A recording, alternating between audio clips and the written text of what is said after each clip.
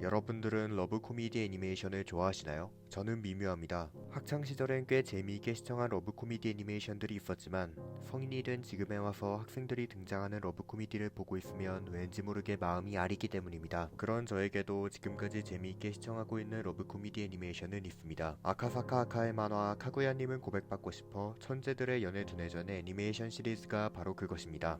이 시리즈야말로 두근거리는 러브와 웃음이 끊이지 않는 코미디가 합쳐진 진정한 러브 코미디 애니메이션일 것입니다. 그런 시리즈의 극장판을 절대 놓칠 순 없습니다. 영화 카구야님은 고백받고 싶어 첫 키스는 끝나지 않아는 단언컨대 지금까지 방영 공개된 시리즈들 중에서 가장 조화로운 작품입니다. 지금부터 그 조화에 대해 이야기해보고자 합니다.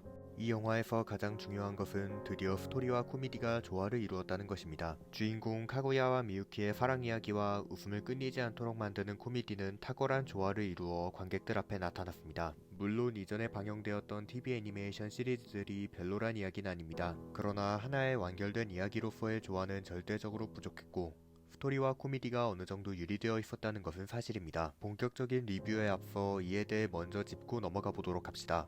기본적으로 만화 카구야님은 고백받고 싶어의 이야기는 단편으로 이루어져 있습니다. 즉 카구야와 미유키가 서로 고백하도록 만들기 위해 벌이는 두뇌전들은 거의 대부분이 단편들입니다. 여기까진 모두들 알고 계실 것입니다. 이 단편 형식이 완결된 이야기를 만들어가는 데에 있어 걸림돌이 되었습니다. 매 화마다 다른 이야기가 전개되니 결국 러브 코미디로서의 재미가 존재하긴 해도 이야기가 완결된다는 감상을 느끼긴 어렵습니다. 이는 아무리 뛰어난 러브 코미디 묘사가 돋보인다 하더라도 자칫하면 지루함을 유발하도록 만듭니다. 실제로 이전 시리즈들에 대한 저의 개인적인 감상으로는 분명 재미있는 시리즈였지만 지루한 단편들이 존재한다는 생각도 있었습니다. 또한 스토리와 코미디의 유리 역시 작품에 있어 마이너스 요소가 되었습니다. 특히 시리어스 에피소드가 장기화되었을 때 그러했습니다. 이는 완결성이 존재하긴 하지만 재미가 없다는 쪽으로 귀결될 수 있겠습니다. 특히 2기에서 다루는 이시가미 이후의 시리어스 에피소드는 정말 별로였습니다.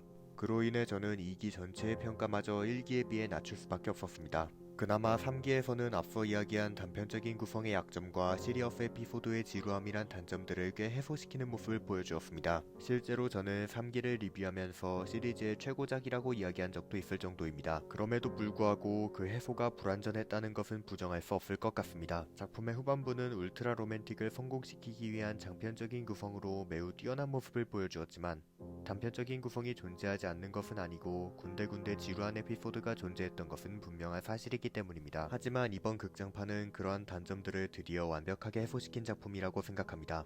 이번 극장판은 영화로서의 완결성을 보장하는 장편적인 구성의 스토리와 장르를 책임지는 러브 코미디에 있어 완벽하게 조화로운 작품이라고 자신있게 이야기할 수 있을 것 같습니다.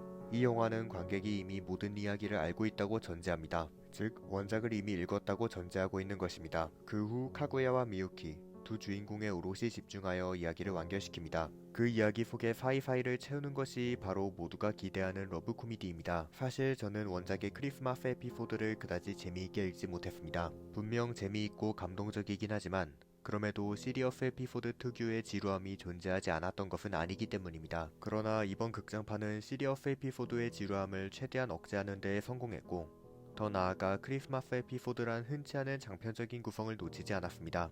영화는 기본적으로 장편입니다.